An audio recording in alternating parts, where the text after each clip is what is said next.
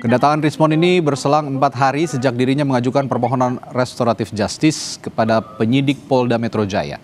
Rismon mengaku jika penelitiannya di buku Jokowi's White Paper terdapat kekeliruan. Ia melakukan uji ulang selama 2 bulan untuk membuktikan valid tidaknya emboss hingga watermark yang ada di ijazah Jokowi. Ia pun memastikan keraguan soal ketidakaslian ijazah Jokowi tidak terbukti.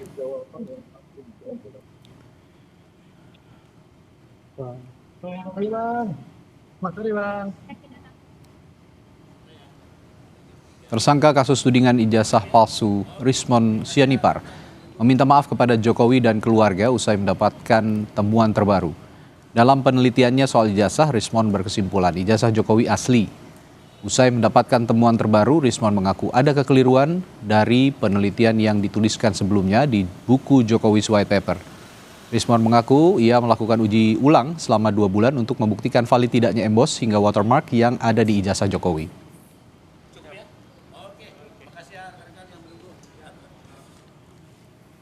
Saya sebagai peneliti secara terbuka mengatakan ada koreksi-koreksi akibat data yang tidak lengkap, akibat rotasi atau translasi maupun resolusi pada data yang saya uji.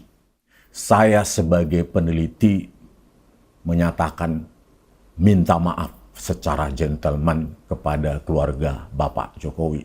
Saya uji ulang dalam 2 bulan terakhir ini. Terkait dengan watermark, terkait dengan emboss, terkait dengan uji overlay, terkait dengan uji overlapping dalam toleransi tertentu. Membuktikan authenticity dokumen menjadi tidak terbukti. Authenticity maksudnya permasalahan authenticity, keaslian dokumen itu secara digital forensik menjadi tidak terbukti. Usai mengakui ada kekeliruan dalam penelitiannya, Rismon mengajukan permohonan penyelesaian perkara melalui mekanisme restoratif justice kepada penyidik pada Senin lalu. Dirkrimum Polda Metro Jaya Kombes Iman Imanuddin mengatakan, saat ini polisi tengah menindaklanjuti permohonan tersebut. Beberapa hari yang lalu atau seminggu yang lalu yang bersangkutan saudara RHS ini bersama dengan pengacaranya menyampaikan permohonan fasilitasi restoratif justice kepada penyidik. Dan kami sebagai fasilitator penyidik sudah melakukan upaya dan sedang melakukan upaya untuk memfasilitasi permohonan yang disampaikan oleh tersangka RHS. Dan hari ini saudara RHS bersama dengan lawyernya datang ke kami untuk menanyakan perkembangan permohonan restoratif justice yang diajukan oleh saudara RHS dengan kesadarannya. Merespons keputusan Rismon, Roy Suryo mengaku tidak mengetahui adanya perubahan sikap dari koleganya itu. Karena saat acara peluncuran buku Dr. Tifa di bulan Februari, sikap Rismon masih sama dengan dirinya. Meski begitu, Roy Suryo tegaskan tidak akan mundur dalam kasus ini.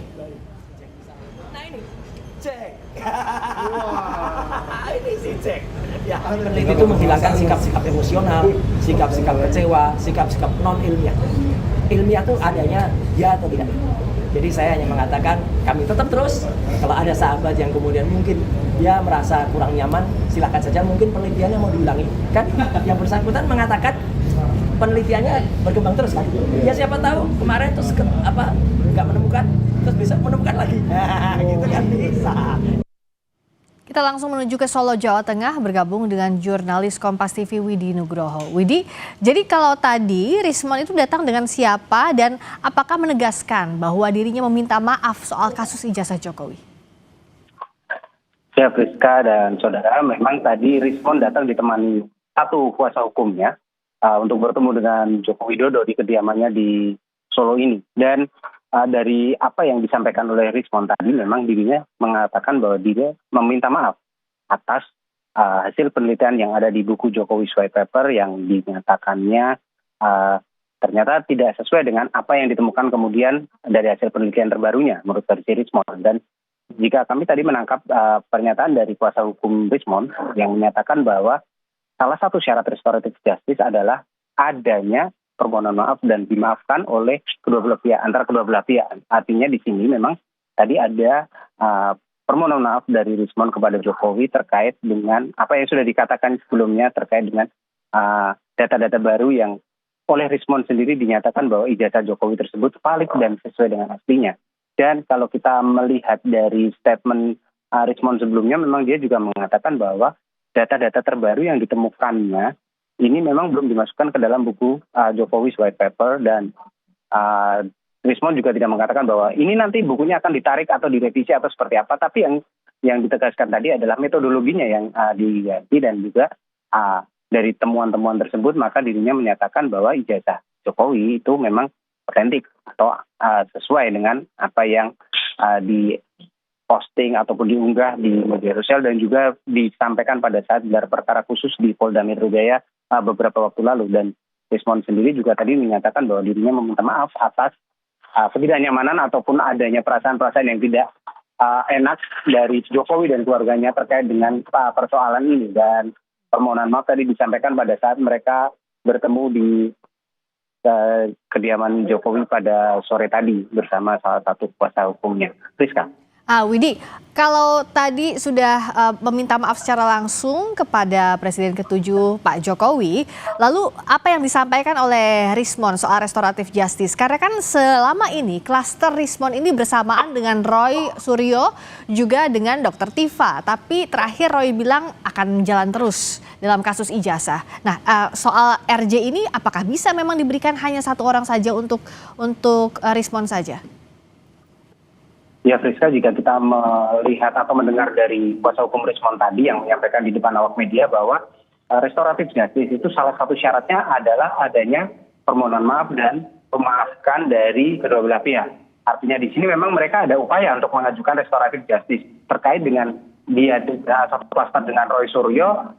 Nanti masih akan menunggu proses selanjutnya dari Polda Metro, karena yang bisa nanti memproses untuk restoratif justice tentunya dari penyidik.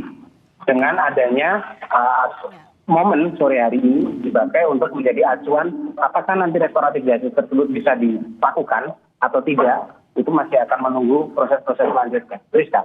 Menarik sekali karena dengan adanya restoratif justice kalau nanti sudah berjalan berarti di klaster 2 itu tinggal Roy Suryo dan Dr. Tifa saja. Kalau memang Rismond sudah meminta restoratif justice dan pada akhirnya nanti dikabulkan. Terima kasih Widi Nugroho langsung dari Solo, Jawa Tengah.